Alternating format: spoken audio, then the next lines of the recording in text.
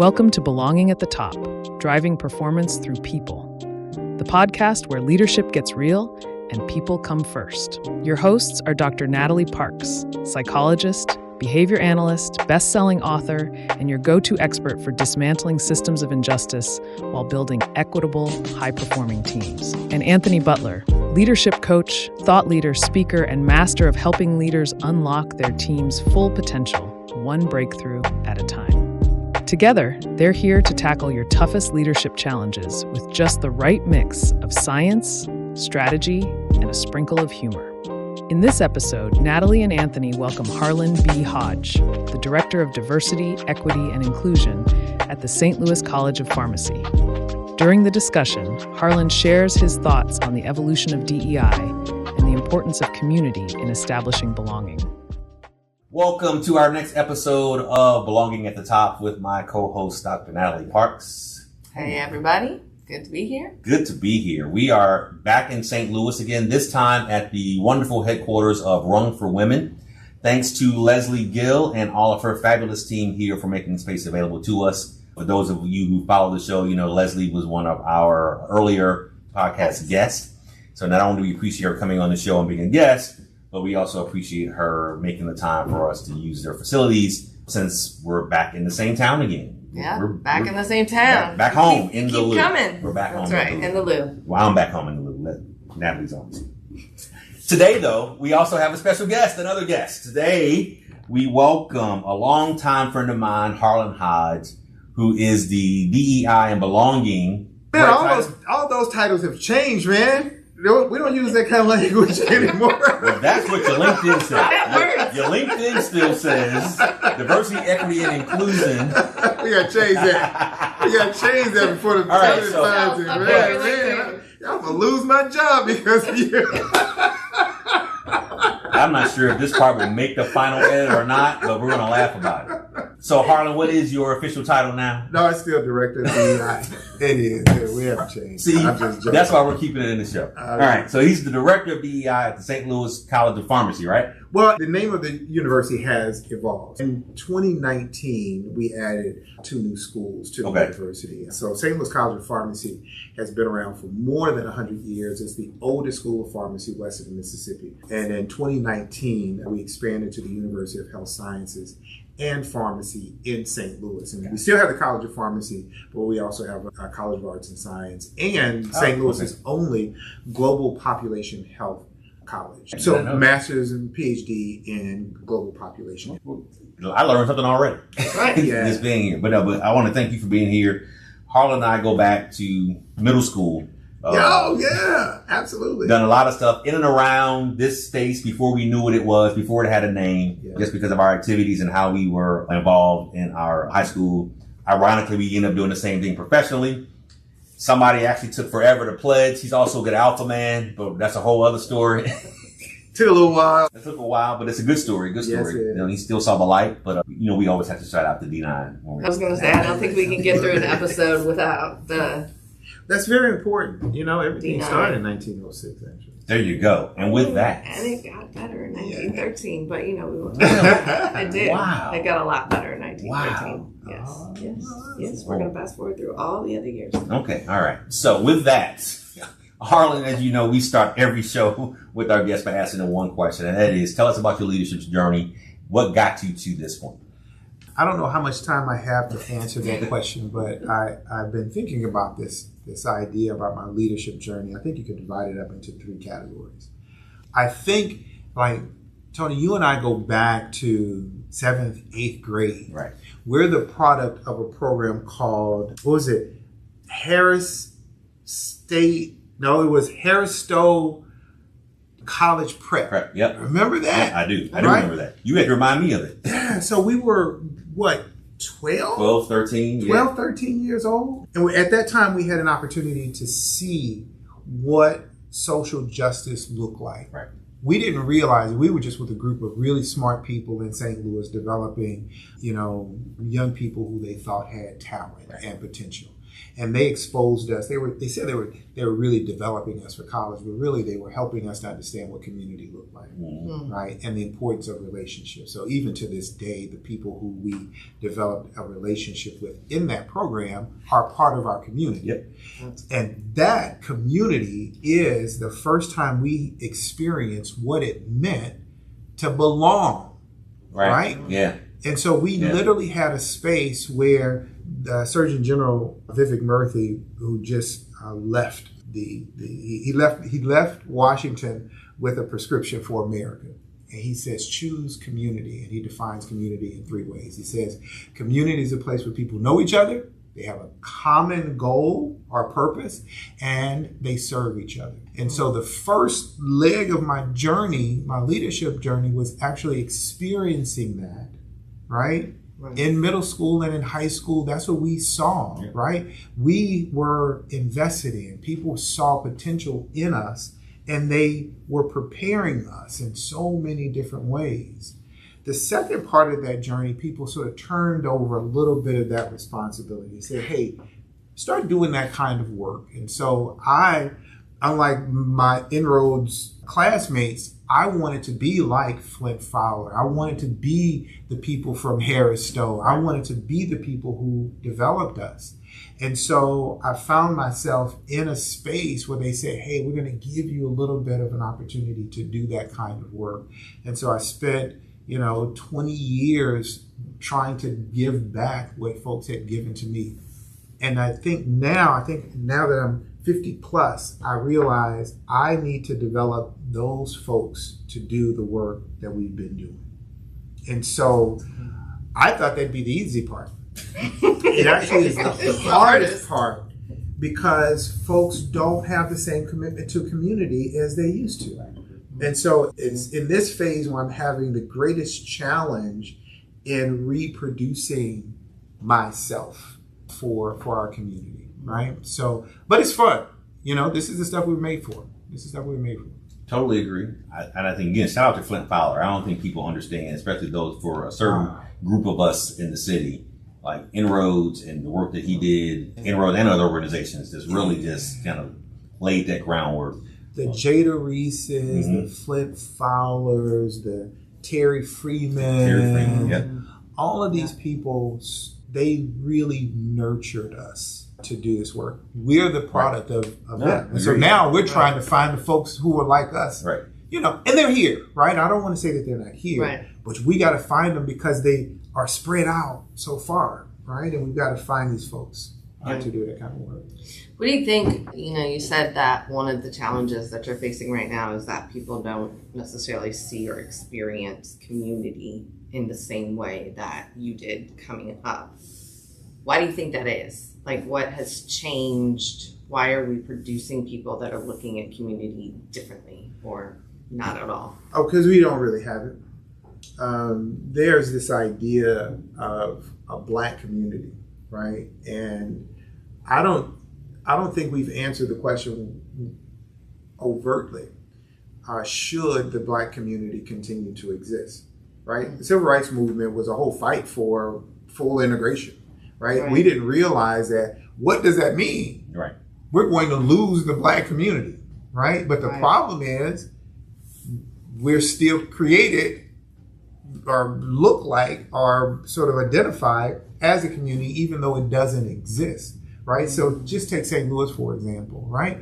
We were talking about University City earlier today. In University City, you had diversity and social economic status, right? I lived on Fullerton. My mother was a bus driver. On that street, you had folks like our family, single mother family, low income, just struggling, trying to make it. But you also had middle class families. You had older people who lived in the neighborhood. You had young families, older families. And we have folks on the street whose mother and father both went to HBCUs and were working professionals, right? And so Betty Thompson lived on my block, right? Wow. Okay. Yeah, so it was crazy how many people and how the diversity of that block. Right. Where's a community like that now, where you have that kind of income diversity? Right. right? Right. You either live in a poor black community, a middle-class black community, or a wealthy black community. There's no real integration socioeconomically in those areas. And so when you start talking about how do we build a community up, I serve as the president of my local school board for 3 years. And the biggest problem was nobody would run for these board seats. Nobody wants that. Nobody wants that heat. Are you telling me that's the only reason why you won? That's the only reason. It was unopposed. I voted for myself and I won, you know? Yeah. And so, so we're literally trying to say, hey, elections are coming up. We need people to run for these seats. Right. But what happens is when you don't have a strong middle class presence, right? The folks who are running for these seats are not actually as aware of, they don't bring the same skill set to a school board. Right. And so that happens in all kinds of different ways. So we see that repeated within these communities. And so you don't have that diversity inside of these communities. So that's why you can't find them. That's right. Because unfortunately, one of the leading symbols of success, and I say this, and people don't like it, but it's true. One of the most despicable things that we've said for the past 20 years is a sign of success is making it out of the hood. I made it out of the hood. People, I made it out of the hood. What does that mean? Right. That means you just escaped your people, and I ain't never going back. You know what I mean? Right. And I don't know if there's another group that says that they define their success by getting away from their folks. And so, so St. Louis, what does that mean for blacks in St. Louis? To be successful means to move away from where you grew up. Right. Yep.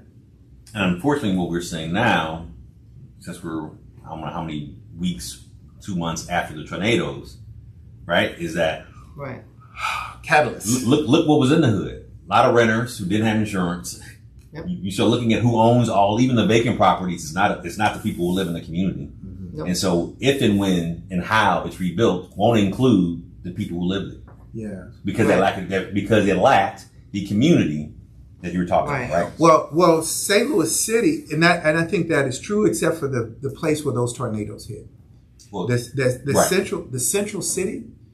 That's more true. I'm thinking North St. Louis. Right? Yes, that's right. Let me be very clear. I'm referring to North St. Louis, not Central West End, not Clayton, not near the Washington area. It was the people who were left behind. Exactly. Yep. Right? Right. You know the neighborhoods that we grew up in North St. Louis, man, those were, you think about the Riverview Circle. Yep. Like that's where everybody wanted to live. That was that's where all your wealthy friends, that's where they lived. But then they moved out into North County, right? Yep. And you leave behind all this folks. Now, there are families who are still there.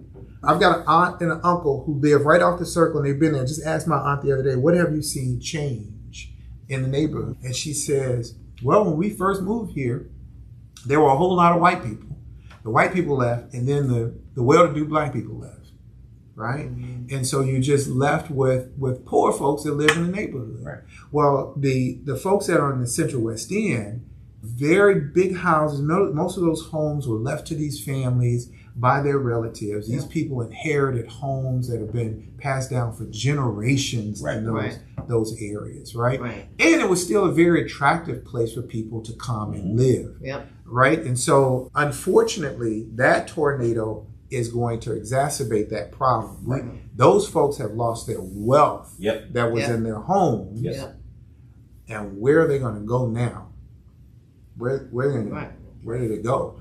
And so it may end up looking, like other parts of the region. We don't know. One of the things, one of the reasons I was excited about having you on, other than just, you being a homie, is that we've avoided, not by design, but we haven't really discussed DEI head on. So we started the podcast kind of right around the time of the last presidential election. Right when it became, as we joked at the top of the episode, that we aren't using that language anymore. But we decided to press forward and focus on belonging. Oh, yeah. Because we think that's the goal anyway, right? And so we were like-minded in that way. But this is the first time we've actually had somebody on the podcast who's actually doing the work for their W-2 day job. So tell us like how the current, since we kind of jumped into politics, or local politics, but how has that affected your day to day? Because you were in place before the election, and then now you're still there, clearly. Sure. So how is the political environment around what we call DEI and diversity, equity, inclusion, and belonging? Has it changed without specifically speaking about the organization itself, right? Because we don't want, your opinion. These are your opinions, not those of your organization. That's right. We'll put a disclaimer up at the video. But from a practitioner, right? Sure. So from a practitioner standpoint, yeah. How has it changed for you? Has it changed for you? And what do you see the space? How do you see it evolving and moving forward throughout the rest of this term and beyond? So let's be clear. The work is the work. Social justice work has been happening since the inception of the country, right? We've been trying to create justice and equality for everybody, since the Articles of Incorporation, right? We've been trying to figure out how do we make this country everybody's country. And so there have been people who've been doing social justice work for a very, very, very long time. And that work continues. It just has taken on different names. It really has. And so we are part of an educational experiment here in St. Louis. We're part of St. Louis's, what we call the voluntary transfer program. A lot of people call it the DSAID program. DSAID. Which is still technically running. Yeah, they're phasing it out. The last group of kids are probably here right now. Yeah. And so that was DEI work. Yeah. Right? Yeah. But we know that was affirmative action. Which was DEI work. It was all it was social justice. It was intended to be DEI. It was all social justice work. It was social justice. I will do that. It was all social justice work. Right. We recognize that this group of people are not getting the same treatment, the same resources as this group of people based upon how they look, how they show up, what their gender, what their race is. Right. And so what we've been doing is trying to live up to the American promise, right? That all people are created equal, if that is true, right? And so that's the essence of this social justice movement. Now, I think what we're experiencing right now is this back and forth struggle between what does it take? Is this a finite pie, right? Right. And is my group going to lose if this group gains, right? If these people get more resources over here, where did they come from? Where does it come from, right? This idea of it, and I think people in my position and people who've been doing social justice work say, hey, listen, right now we got a pie in America, and 20% of the population owns 98% of this pie, right? And so that leaves the other 80% to fight over this little piece of pie that's left, right? And we're saying that just is not right. So there's a legitimate argument for saying, do the wealthiest people in this world, right, have any responsibility to the poorest people in this world? And so right here on this second day, literally we're trying to make a decision about that right now in Congress. Does the richest group have any responsibility for the folks that are struggling the most? I don't think this social justice movement is so much about that. I think the social justice movement is saying, all right, do those people at the bottom have the same access to resources that other folks have in a fair and equitable way? Do these people have a real chance, or do y'all keep changing the rules on folk, right? If we say that education is the great equalizer, then let's make sure that education is equally accessible, right? But we know that school funding is not equitable. Right. Has never been. It's never been. Never been. So we want to create a level playing field for folks. Let's literally say, let's ask the question, can we at least say that we're going to give all children equal access to education, right? Can we give all people equal access to food, employment, right? Healthcare. Wait, so now you sound like a socialist. I am. I am a socialist. Now wait a minute. I'm a social justice advocate. And of course, I'm being very tongue-in-cheek. That's typically the response you get from the other side. Like, oh, that's not, we're a capitalist country, and that's not what we're here to do. So, but And normally said by people who don't understand either concept. That's right. That's right. See, but I think that's I want to answer the question because all of these things are tied in for me, and I see it, and sometimes I forget that other folks don't understand the relationship of these things. Right? There's a relationship between capitalism, democracy, and religion that we all need to understand. They hold each other in place. I believe in capitalism. I think that capitalism is awesome. I think it's great. It's one of the reasons that our country has more potential than any others. But because it is held together by some kind of moral foundation that we get from our Christian belief systems, and with this doctrine that we have about what role government will play in the lives of everyday people. But right now what we have is capitalism run amok. And so the whole system is out of whack. Right. Because those other two systems have been quiet. There's no checks and balances anymore. Right. There are no checks and balances. Right. And so this work that we're trying to do is saying, hey, listen, let's talk about what is the best thing to do, what's the right thing to do with people, right? Because it's in our best interest. Because we don't want to live in a society where there's only the wealthy and the poor. Right. Because we know what that looks like. Right. Because if I lose all hope that I can become rich, guess what I'm gonna do? I'm just gonna take your stuff. Yep. We now live in a lawless society. Right. And I'm justified. Right. I'm not gonna go hungry. I'm not gonna let my kids starve. Right. Because you say that I'm breaking the law. Your laws don't mean anything to me. No. Right? Not when my kids are hungry. Not when my kids are hungry. Right? And so we've got to maintain hope for people. But I live in a community where, man, hope is disappearing. Right. And that's dangerous. You do not want to live around a group of folks that have no hope. And so it's in all of our best interest that we make sure that every single person in this country has the hope of this country.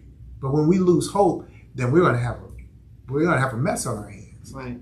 That's why we need social justice advocates in the spaces to be able to say, hey, listen, let's remind ourselves what this country is about. Let's make sure that this kid still believes, no matter who his parents were, where he came from, that he could be president of the United States. He could be the next Michael Jordan. That he could be the next, Donald Trump or whatever, whatever he wants to do. Right. That he feels that he's empowered to do. Right. So one of the things you talked about was the DSEG program. I'm not going to use the other term. I don't remember what you called it. We don't even use DSEG anymore. It's the evolution of, Well, that program. That program. I was having a conversation with a friend, and, I think it was St. Louis's attempt to equalize those opportunities in some sort of way. But and one I think of the was things... unique. I'm sorry to cut you off, but I think it's not unique to St. Louis, but as a child, I thought it was everywhere. I thought every city in the country had a program like that. Right. I was grossly incorrect. It was, if I'm not mistaken, the first or one of the first. I know it is the longest running. It was the first of its kind because the rest of the country, the courts were mandating and that these school districts integrate. Right. And the courts were telling them how to do it. Right. St. Louis, Minnie Liddell, we saw it coming. The writing was on the wall. And so all of these districts in St. Louis did something unique. They said, before we have a mandate from the courts, let's decide what we want our program to look like. And so you got 12 school districts that came together and said, let's create a voluntary transfer program, right, that we designed. And that model was fairly unique in the country at this time. That time, I don't know if we were the first, but we probably one of the earliest. But the thing that made us most unique is that we had the longest running transfer program in the country. Right? Nobody kept their program. I think we're the last one. I think we are the last one. Yeah, by far. So I cut your question off to you. It's okay. So one of the things we were talking about is that while it did provide a different education, a different access to education. It also, we can't look at the children who participated in that program as truly having equitable resources, because one of the issues is, and at least now, children go kind of into a lottery system, and they are not necessarily, all the kids in one neighborhood may go to different schools. Sure. Right. And so when we talk about, and going back to you talking about community, now I live on a block and there are 5 kids, and 2 of them go to the public school in the neighborhood. But if we're in North St. Louis, those schools are probably closed, so they're bused somewhere. The other 3 kids participate in the voluntary transfer programs, and they go to 3 different school districts, all of which are probably at least 45 minutes away. And now, if a parent doesn't like what's happening in the school, they don't have the same access. And they don't have the same access. We schedule parent-teacher conferences at times that now parents have to drive an hour and a half for a 30-minute meeting. But the school districts are looking at those parents saying they're disinvolved, they don't care, they don't this, without recognizing they're likely from different SES. They likely have different rules to take off work. They likely have different, well, they most definitely have different transportation requirements because they have to drive further. And so while, I'm bringing it up because I'd love to kind of hear your thoughts on it, is that like while we're on the one hand thinking about how do we provide more equitable opportunities, at what cost? And could that be part of the problem with community these days, is that we've actually, under the guise of providing more equitable resources, we have deliberately broken down the community. Sure. Hope Rias, does that name ring a bell for you? Yep. That was our 7th grade program, right? We were in Harrisville. She finished her doctoral work in this area, and she actually published on this study on the history of this DSEG program in St. Louis. And I think a part of her work was sort of looking at this question between like the rise of charter schools and school choice. Right. So I want to give a shout out to Hope for her work in that. She did extensive interviews, and it was really a great point in time. She spent a lot of time with Susan Ushatel, who sort of organized that entire effort for most of the time here in St. Louis. God bless her. She's probably, 90 years old now. But she's a legend here in St. Louis. I'm going to give you a simple answer to that question. Even though Tony and I benefited greatly from that program, we were harmed greatly by that program. Right. It was a very short-term view of how you develop communities. Right. They plucked us out of our neighborhoods to give us a better opportunity and better schools and better resources.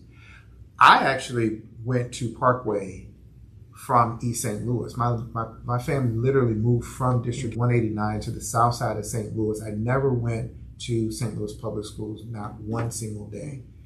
My mother was a school bus driver, so she drove for the voluntary transfer program, and she said, hey guys, you guys can go to, my brother and I, you can go to any of these school districts, right? You can just fill out the application. We went through, and Parkway had the highest graduation and college attendance rate. So we were like, we want to go to Parkway. You saw the same brochure. You saw the same brochure, yeah. We want to go to Parkway. Good marketing, Parkway. Right. Yeah. And so what we did was I don't even know what neighborhood school we would have gone to. We lived on the south side, but we were bussed out to Parkway. Mm-hmm. Great friends, wouldn't know this man if I hadn't gone there. We had great relationships that we still have, wonderful network of folks. Right. The challenge is staying in touch with all of those folks because we didn't live around them. But here's the sad part. Man, I didn't know any of the kids in my neighborhood. I didn't know those kids. We didn't have those familiar relationships, right? I didn't have a connection there. You know, we even had language, and you know, somebody would say, "Hey, where do you live?" I said, "Oh, I stayed in like 10 houses before I graduated from high school. You stay over here in New City, and stay over here in East St. Louis, and stay over in this." And I said, "Why I keep saying stay? Are you in a hotel?" It was like I didn't even. No, it's definitely a cultural thing. Yeah. We might have had that same conversation years ago, but I already referenced you when I'm having that same discussion with someone. Like most black folks from St. Louis, unless they own a home and live there. That's right. I wasn't right. They wouldn't say I live there. Like, I stay over on I don't know anybody that says I live. And so think about the people that say that. They say I stay at so and so. How long were they there? Did they own the property? If they were renters, they probably wouldn't say I live. And if they moved every 18 months, 2 years or whatever, they definitely didn't say I live there. I stay here. Right. Because stay is temporary. Right. Live is permanent. And how can you build community? Right? Remember what I said about Vivek Murthy. Vivek said that a community is based upon 3 things. People know each other. They have a common mission. And they serve each other. And so the idea is, how do you know the folks in your community if you're always moving around, right? How do you have any common sense of commitment, right? Purpose, which really in any community, it should be serving each other's families, meeting each other's needs. If you don't even know your neighbors, right? And how do you serve the people of a community if you don't have a relationship or you don't know their needs? Right. And so fast forward to this generation where even who you consider a neighbor is now global because of social media. Oh my God. It's a completely different. It's a completely different thing. So the concept of community is not necessarily the people who live and work where you rest your head at night. For them, community is, I'm on this group. We follow the same people. I follow this TikTok follower. It's a completely different sense of community that is not the same. That's probably another research paper we could all do about how community has evolved. But that's what the trade-off is exactly what you're talking about. When we say that we can send children away out of their neighborhoods to get a good education, we don't realize what we're sacrificing. When we say that I've got 100 friends and they're all virtual, right? And none of them are like, here, right. We don't understand what we're sacrificing. There's a value in us sitting in proximity in this room together. Right. We all have heard the term that 80% of communication is nonverbal. Right. So if you're not, right? What are we doing here? What are we doing here? There's so much being said in our body language. There's so much being said in shared space that cannot be translated through phones and screens. This proximity matters. I heard a researcher say, hey, listen, if we want to draw lines between technology and humanity, we want to understand what the red line is. Anything that adds to face-to-face time is good. Anything that replaces face-to-face time, not good. So if we use that as a measure, we know that taking a kid out of his neighborhood and sending him to school, not good. They need it now more than ever. We were talking about post-COVID. We should have learned the danger of isolation from COVID. We should have learned that lesson, that we need to back up from, I don't ever want to do a Zoom call if we don't have to, right? let's not go back there. You're exactly right. And that's why, like for us, like we joke about being able to record live. We prefer to record our podcast live, even if we don't have a guest. We've done it even when it's just the two of us. Yes. It's a different vibe. Well, It's a different vibe. Right? It's like it's the same as, when you're doing a training. And I almost think there are 3 levels, right? You have live. And I am, as a presenter, best live because I read people's energy and I feed off it. And I know when people are checked out and I know when people are like, yeah, keep going, okay. Or they're looking at me like, what did you just say? Because it's probably a behavior term I didn't explain. And then you have kind of the virtual live. So you see people's faces. You can still read it a little bit, but you don't have the energy, right? And so you have to hype yourself up a little bit more. But then you have these webinars where you're pretty sure people are there. Their names,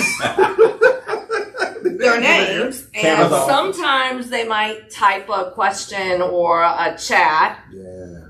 But it's you in a PowerPoint, and it's hard because you're really just doing you, right? And there's some people that are great, and I'm not going to say like we should never do webinars, sure. But to understand even, people who are live in front of the camera and you're just watching it, even if we think about what is learning, well, nobody actually learns, meaning that there's a change in behavior, thinking, belief system, whatever, knowledge base, by simply watching something and doing nothing. They have to actively rehearse it, even if it's thinking to themselves. They need to answer a question about it. They need to talk about it. They need to write about it. They need to do something. Yes. And so if we also think about those three levels, it's more likely when somebody is talking to me face to face that I'm going to have a reaction. Because otherwise you have a teacher like me who's like, who's going to answer? But in a webinar, I can turn it on and go do 10,000 other things and not attend, right? It's even this skill set, right? Literally what we just did. This idea that you recognize that I had something to say. Right in this moment. By my body language, me leaning in, making an audible sound, right? And then you say, all right, let me create this space so Harlan can. Let me wrap it up. So I can have. These are all skills that we took for granted that these kids don't have. Right. Wow. They don't have it because you can't do that virtually. And you can't practice it in the community if you're not outside in the community. You can't do it. Well, which I would even argue even further, like we've talked about how school choice has changed things, but kids don't really play outside anymore either. Right? And so all of those things, I think we joke about, the Gen X and babies of how we were just out. Sure. We're better. Gen X is better. We were just out, right? But those are the skills.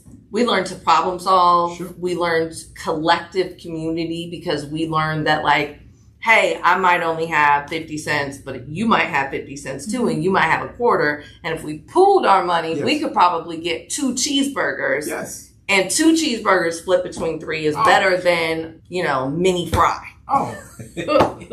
Where did you grow up? Hey, listen, here's what we would do. We would do this in East St. Louis. We would pool our 50 cents together. We come up with the kids and it was literally my brother, myself, and Jerry Reed. We'd have about $75 each between us. And we would literally go and buy a bag of French fries from the store, frozen French fries, and go back and fry French fries.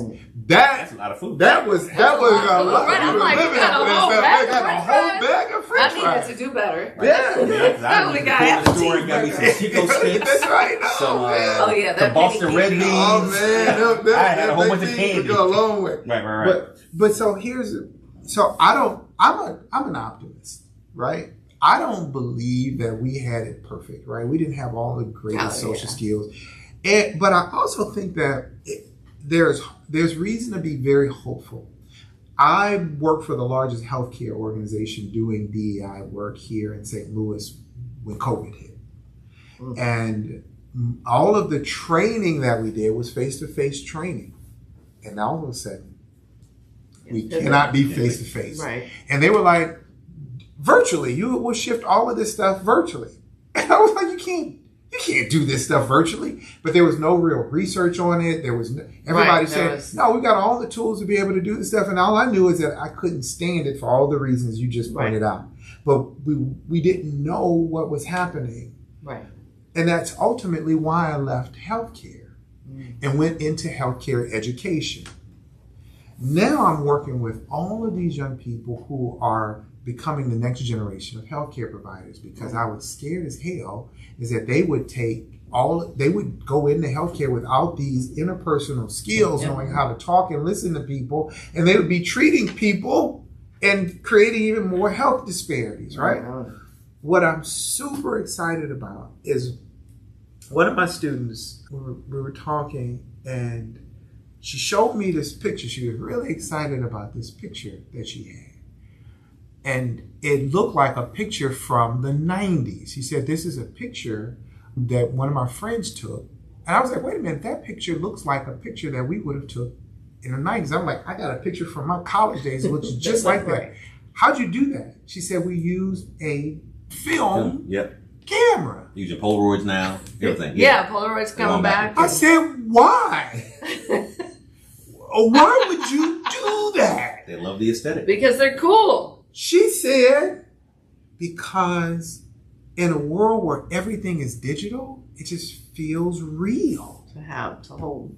She's like, we like the feeling of things that are real. Mm. And I said, oh my God, that's a reason for hope, right? Yeah. In a digital world, like they're choosing relationships and realness. Right? Connection. And connection. So I think all this stuff is going to come full circle. I think that there's reason to believe that these kids will start putting their phones to the side and they will choose community, because community feels better. It feels real when when you put them side by side. Right? Not to get philosophical, but in Paradise Lost, it says that the main characters in this battle, this idea. Oh, actually, this comes from the author beforehand. Before he wrote it, one of his inspirations said, let truth and, he said, light and darkness do battle. Whoever knew truth to lose in a free and open competition, right? This idea is if you can have the liars battle with the truth tellers, and the truth tellers will always win as long as the battle is fair. I happen to believe that Dr. King was right? The only thing that can drive out darkness is light, right? Mm-hmm. That we have an advantage in knowing that the human connection is stronger than a digital connection. Right. Let's just put them in the same room and let people choose, right? Yeah. An hour with you in person or an hour with you on Zoom. I think most people will find that they'd rather be in person with you. I'm like, can it be a phone call instead so I can walk around the house at least? Because sitting in front of a camera, I'm I could be doing all these other things. And that's but people will choose that only for so long. Right. And I would much rather have their desire for connection. And it's not even, I think a better question is, what's your preference? Because sometimes I might choose Zoom. To your point, I got other stuff to do, and I don't need to be that involved and engaged. But if it asks what the preference is, I think where we're going is that most people, and what your student exhibited, is that the preference is for that real in-person. Yeah, no, what I meant was Zoom is so low preferred that a phone call is better. So we don't know what we're losing. We don't know what we're losing. Right. So all of the research is showing right now that all of these, the loneliness is on the rise, right? So we're depression, loneliness, anxiety, 2 times greater than pre-COVID. So depression is up. People saying that they feel lonely. Yeah. They're I think it's 2/3 of the people interviewed say that they don't even have, of adults, don't even have a person that they can confide in, right? That people are lonelier than they've ever been. And it's directly correlated with their mental health. Yep. Right? And so we have more people developing addictions, more people, just developing heart disease. There's literally a physical impact on us when we choose not to have community. Right. Yeah. Right. And so we'll get it sooner or later. We can, the red line is if it creates opportunity for face-to-face contact, that's good. If it takes away from that, that's not good. Yeah. And hey, listen, I love fried chicken. Love it. I prefer fried chicken over baked chicken. Baked chicken breast. Baked chicken breast. Absolutely. Grossest thing in the world. Every day. Yeah. Yes. But if I keep choosing that, it's going to have an impact on my health. Right. Yeah. Yeah. You got a preference. Absolutely. But realize what the trade-off is. Right. Listen, My mother made the best decision that she could for us by sending us out to Parkway. Right. That was charter schools for many people is better than their public school option. Yep. Absolutely. Like I cannot tell a parent to send your kid to an unaccredited school district when you've got an option right that here. is one of the top in the nation, or at least the state, right now for this short period of time, right? But in the long term, there are consequences to those choices that we've got to pay attention to what the trade-off is. Well, and I think the problem is maybe not the problem, but the opportunity is now that we know more about the trade-offs. When we start thinking about solutions, we should be thinking more holistically about how we both build community and provide the opportunities, and not think that those two things have to be separate. And I think that will have to be our closing comment. All right. It's a great way to do it. I love it. I love it. Again, Harlan, thank you for your time. Yes, I know we've been a bit longer than we normally do. This probably to date will be our longest. Oh, you're kidding? We're pushing the envelope. We could. Leslie was close, Miss Hill. Again, thank you, Ron, for having us. But you surpassed her time now. I think it'll come out that way. But I think it's been a great discussion. Again, thank you for your time and making the time and the commitment to get here. I know you've had a long day. Hey, listen, man, thank you so much. I love what y'all doing. And if I could close with this idea, we talked about my title changing. I never wanted the title of Director of DEI. I only wanted my title to be the Chief Belonging Officer.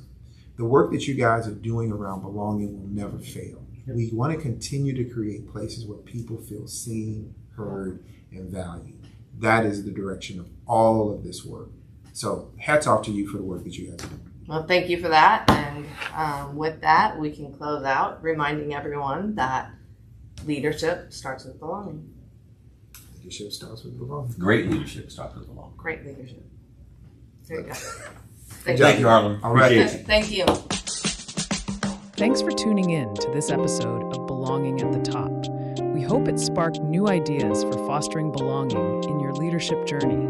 If you found it insightful, please like and subscribe to our podcast for more thought-provoking discussions. We'd also love it if you could share it with others who might benefit from the conversation. If you have any feedback or topics you'd like us to cover in future episodes, please email us or drop us a note on Instagram